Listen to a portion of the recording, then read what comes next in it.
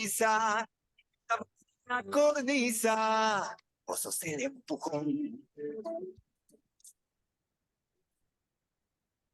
Ayer escuché en la radio que un experto en Ohio dijo que vamos bien. Bueno, con la música de Arbolito, cada vez que presentamos a Luis Laferriere, especialista en economía, hombre que ha sido fundador de la Cátedra Libre por un mundo mejor y también el micro por un mundo mejor. Lo venimos planteando algunos temas que tienen que ver con la visión de la economía y poner en el lugar exacto también a la figura del hombre como el hombre como lo más importante de la economía. Luis, un gusto poder saludarte. Los temas a veces no resultan fáciles, sobre todo cuando estamos en plena etapa final de lo que serán las decisiones que tome el pueblo argentino, la ciudadanía, después del balotaje. Estamos a menos de 15 días, 20 días de lo que es el balotaje. Y esto también repercute en los mercados, repercute en la economía, repercute en el tema del dólar. Bueno, creo que amerita tu punto de vista y principalmente la reflexión que tenemos que tener siempre porque el mercado no es todo. Creo que lo más importante es la vida de las personas, el ser humano, y esto muchas veces se deja de lado por eh, el bill dinero. Pero bueno, vamos a charlar sobre estas cuestiones. Sí, bueno, en realidad el tema este que vos comentás es un tema central en la sociedad en la que vivimos.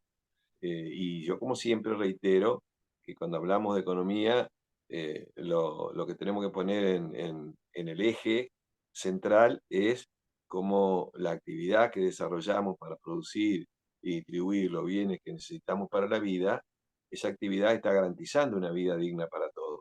Este es el punto fundamental. Todo lo otro son formas de leer esa realidad para determinar en todo caso si va bien la economía, pero primero que nada, tenemos que decir que si la economía va bien es porque a la gente le va bien. Y bueno, lamentablemente eso no sucede ni en la Argentina ni en el mundo. Y parte de eso tiene que ver con la forma en que se ha organizado la economía en este orden social, que es el capitalismo, que es a través de lo que impone la dinámica del mercado y de la competencia. Porque quienes deben tomar una decisión para producir bienes y servicios, que son los que tienen capital, o sea, los empresarios, tiene que ajustarse a una regla de juego que es la competencia, tiene que ser competitivo, si no, el mercado es absolutamente, digamos, impersonal en el sentido de que el que no es competitivo desaparece. Entonces, el empresario está sujeto a eso, si no es competitivo, pierde el negocio, pierde todo. Y como a nadie le gusta perder, obviamente van a tratar todos de ganar mercado, pero para ser competitivo tienen que tener recursos, invertir, en tecnología, calidad, ampliación de ventas para bajar costos unitarios. Y eso se hace con más inversión.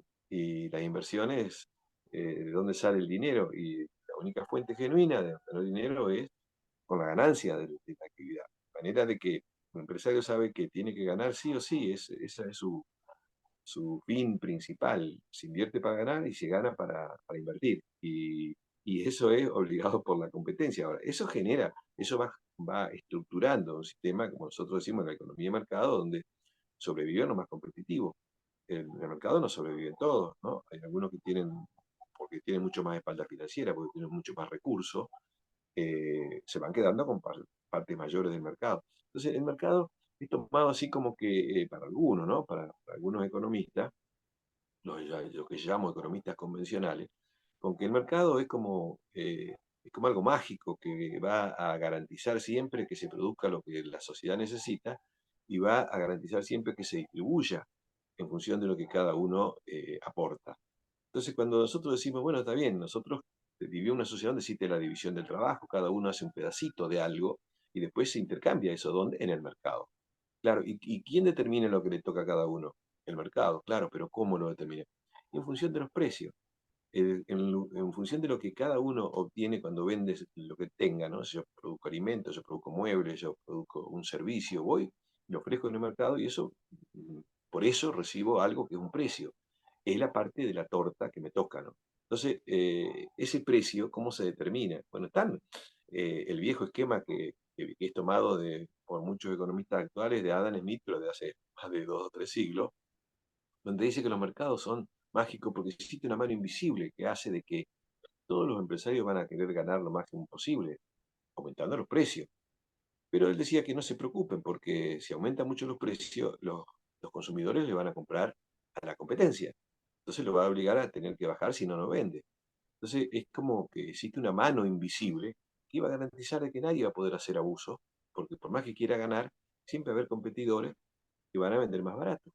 Claro, pero eso es en mercados ideales que si alguna vez existieron, dejaron ya de existir hace más de un siglo, precisamente por la competencia, porque ya no existen los mercados donde hay una gran cantidad de productores frente a los consumidores que llevan su producto, sino que se produce esa concentración muy grande donde el que gana va ganando cada vez más, hasta que queda muy poco o uno solo. Esos son los mercados actuales, mercados monopólicos o mercados oligopólicos.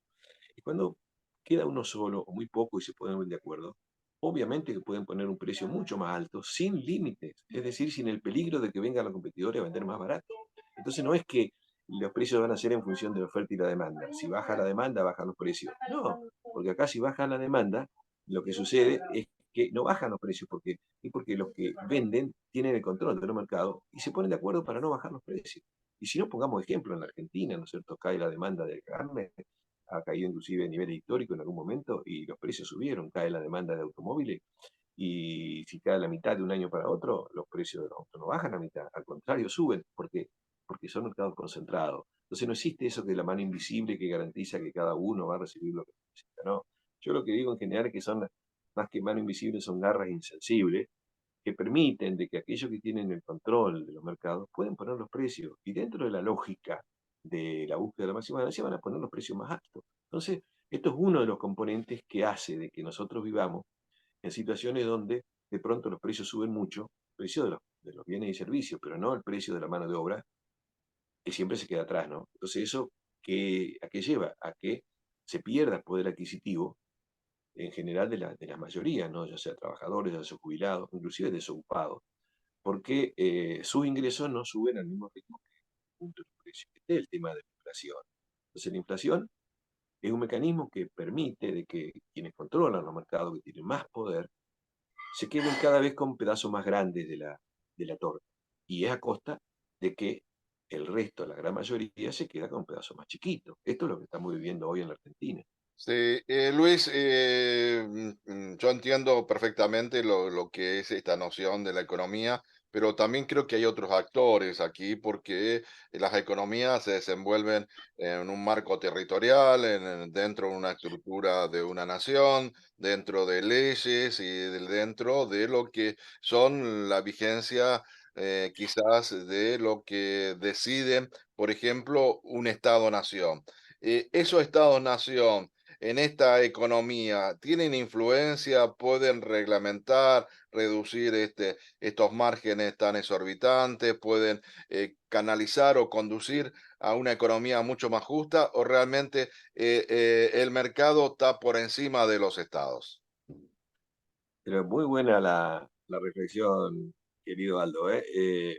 Porque nosotros vivimos una sociedad donde hacemos un recorte artificial para decir esto es lo económico, pero estamos interactuando todo, no se puede separar o aislar, ¿no? Lo económico interactúa con lo político, y lo político es justamente cómo se organiza la sociedad para regular las relaciones humanas y para poner en todo caso límites que prioricen primero el bienestar de todos, ¿no? Pero lo que sucede es que la lógica del mercado lleva a que se generen tantas concentraciones del poder en las grandes corporaciones, que esas corporaciones tienen tanto poder que empiezan a incidir, a limitar o inclusive a imponer sus intereses al poder político. Es decir, el poder político, en lugar de pensar cómo puede garantizar bienestar del conjunto y poner tope a ese afán desmedido de los que controlan los mercados, lo que hace es operar a favor de esas grandes corporaciones y a veces legitima eso que hacen esas corporaciones. Entonces, el Estado juega un rol importante, puede jugar otro rol. Todo depende de cómo funciona ese Estado, de quiénes son los que toman las decisiones, Y eso nos acerca también a la situación argentina, ¿no es cierto? Donde en épocas de gobiernos dictatoriales normalmente los estados operan a favor de los sectores más concentrados. Eso sin duda en la historia argentina lo vimos. Pero resulta que en los gobiernos democráticos, por lo menos en la democracia que tenemos de hace 40 años, ha habido un proceso donde se han ido alineando las conducciones de los estados, es decir, los partidos que gobiernan, en función de los intereses de los más poderosos. Es decir, han ido los más poderosos sometiendo a los gobiernos y de pronto las democracias, en lugar de responder a los intereses del conjunto, empiezan a responder a las presiones de las grandes corporaciones. Y bueno, ahí es donde empezamos a ver cómo se agrava la situación, porque nosotros veníamos de sociedades donde eran relativamente, en el caso de la Argentina, ¿no es cierto?, relativamente mucho menos desiguales que el resto de América Latina, en eso nos distinguíamos claramente, y además eso nos permitía tener una estructura económica más diversificada y una estructura social con una clase media muy expandida, generalizada, lo que nosotros le llamábamos, los sociólogos le llamaban proceso de movilidad social ascendente y generalizada de la población, donde cada generación podía vivir mejor que la otra. En cambio, en este siglo, en este modelo, lo que se ha ido generando es una estructura económica muy concentrada, con mucha desigualdad, pero el Estado, en lugar de intervenir para evitar esa concentración o para ponerle límites, para regularla, ha ido convalidando ese proceso y ha ido permitiendo a través de legislación, a través de política, a través de decisiones, ha ido llevando a que cada vez se acelere más ese proceso de concentración. Es decir, el Estado ha abandonado sus posturas de beneficiar o de gobernar para el conjunto, bienestar general. Y bueno, eso nos lleva a nosotros acá a este proceso que nosotros vivimos, por ejemplo, la inflación, que siempre beneficia a lo más concentrado, ¿no? Y genera pobreza. Esa inflación ha sido casi parte del proceso desde el año 2007 en adelante. Y en lugar de combatirla, en general los gobiernos han sido socios de las grandes corporaciones. Es decir, han permitido, no ha habido políticas antiinflacionarias que frenen efectivamente ahora, salvo momentos muy coyunturales donde por los efectos de la inflación generan desgastes políticos a quienes gobiernan y que en coyunturas como las que vivimos ahora electorales, se tratan de poner parches para evitar de que ese proceso inflacionario desgaste no solo el poder adquisitivo de la gente, sino desgaste la imagen del gobierno, que creo que es lo que estamos viviendo ahora, ¿no? Sí, Luis, los países desarrollados, los países centrales tienen inflación también, pero inflaciones manejables, estamos hablando entre un 5 o un 10% anual, lo que tenemos nosotros mensualmente, realmente, y creo que esto hace hasta inviable a ciertos rubros de la economía. Y en otro lugar estaba pensando de qué manera también pueden influir los gobiernos, estaba pensando en los gobiernos escandinavos, donde la presencia del Estado es muy importante con el tema de fijar impuestos, de fijar criterios y bueno, hay sociedades mucho más justas y mucho más igualitarias. Es decir, no todo, y son sociedades capitalistas, hay empresas multinacionales de ese origen, uno recuerda, ¿no? Pero ¿de qué manera fijando o teniendo una visión mucho más vinculada a lo social, se puede regular la economía en beneficio de todos? Y algo que a veces aquí no se logra. Claro, si vos te fijás, hay situaciones diferentes en distintos países, ¿no? Creo que lo conversamos en algún momento, de que en América Latina, inclusive, la Argentina es uno de los países, bueno, sin duda, ¿no es cierto? Somos campeones del mundo en fútbol, pero también en inflación, ¿no? Como nos dicen algunos, puede ser que países bueno, no, los países limítrofes, los países de otro resto de América Latina, tenemos acá Paraguay, tenemos Bolivia, tenemos Perú, Ecuador, Honduras. Bueno, sí, tienen Chile mismo, ¿no es cierto? Tienen procesos inflacionarios, pero son bajísimos. Lo que la inflación que hay acá en un mes es superior a lo que hay en un año en esos países. Pero el tema es que no solo interesa ver esa variable inflación, sino ver también la calidad de vida de la gente. ¿Por qué? Porque puede ser que haya países que la inflación casi no existe, porque los precios se mantienen estables, pero existe una sociedad muy desigual y existe una exclusión enorme de la población que acepta esa situación, es decir, que convive y que, por lo tanto, mantiene, en todo caso, la tranquilidad social con una exclusión enorme. El caso en Argentina, venimos de hace medio siglo, ¿no? De una estructura social mucho menos desigual, como yo te decía, con una gran clase media que tenía unas condiciones de vida bastante buenas y que además en los niveles de pobreza apenas llegaban al 3 al 4%, ¿no? Ahora, ¿qué pasa cuando se busca una mayor concentración, una mayor acumulación de riqueza en un grupo?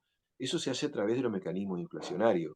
¿Por qué? Porque la inflación hace de que se traslade el recurso de la mayoría a las empresas que controlan los precios, a los grandes capitales especulativos, que tienen un ingreso por la renta financiera enorme, ¿no? Pero ¿qué pasa? Frente a eso la sociedad reacciona, reacciona tratando de recuperar el poder adquisitivo. Y esa reacción que tiene la sociedad es, en todo caso, yo creo, fabulosa, porque estamos tratando de evitar de que lleguemos a los niveles de pobreza, a los niveles de marginalidad que existen en otros países. Entonces, frente a esa resistencia, la forma que tienen los grupos económicos más concentrados y los gobiernos que lo avalan es dejar libre el proceso inflacionario para que la inflación pueda seguir generando ese traslado de riqueza y esa marginación. Ahora, frente a eso sigue la sociedad resistiendo y por eso es que la inflación es tan alta en la Argentina, porque nosotros nos resistimos, gran parte de la sociedad, a ser una sociedad prácticamente empobrecida como es la gran mayoría del resto de los países de América Latina. Entonces, eso genera esa conflictividad que no la va a ver en Bolivia, que no la va a ver en Paraguay, que no la va a ver en Honduras, que no la va a ver, claro, no va a ver porque va a haber pobreza y aceptada. Acá nosotros no aceptamos y felizmente no lo aceptamos. Esto tiene que ver un poco con, bueno, con esa lucha permanente de sectores que tratan de recuperar su poder adquisitivo, que es cierto que estamos perdiendo mucho, pero todavía tenemos mucho para defender y mucho para ganar, ¿no? Y eso tiene que ver un poco con la coyuntura que estamos viviendo. Y la gran pregunta, ¿otro mundo es posible, Luis? Yo siempre insisto que frente a la crisis civilizatoria que vive la humanidad, que nosotros estamos yendo casi al precipicio si no cambiamos el rumbo, otro mundo no solamente es posible, sino que es necesario y urgente, porque de lo contrario, ya estamos pasando ciertos límites que nos pone el planeta en esta actividad depredadora, y en la Argentina estamos pasando también ciertos límites en este proceso de destrucción de nuestros bienes comunes, de depredación del territorio, de saqueo, de contaminación, y si no logramos reaccionar a tiempo, lamentablemente, bueno, futuro incierto, si tenemos futuro, y si, como yo siempre digo, nos aspiramos a que tener un futuro mejor para nosotros, presente, y un futuro para nuestros hijos, nuestros nietos, las futuras generaciones, tenemos que hacer algo, porque si no hacemos algo que como que no merecemos eso, y yo creo que sí. Por supuesto, si aceptamos todo y siempre utilizamos las mismas herramientas y nos dan los mismos resultados y en lo algo que realmente no es lo positivo, busquemos otra alternativa, decía Einstein, pero en otras palabras. Luis, muchas gracias por tu tiempo, tu buena predisposición y es bueno encontrarnos aquellos que pensamos que otro mundo es posible, que las sociedades pueden evolucionar, pero también el cambio tiene que surgir de cada uno de nosotros. Y eso es lo más importante, encontrándonos con el otro, una construcción colectiva, no una salida individual como propone el mercado o algunos sectores políticos, sino que creo que acá la solidaridad, la equidad, la igualdad tienen que estar juntos con un proyecto común y no un proyecto donde sean muy pocos los que accedan a estos beneficios. Muchas gracias y bueno, nos encontramos la próxima semana. ¿Te parece bien? No, no, Aldo, muchas gracias, un abrazo. Gracias.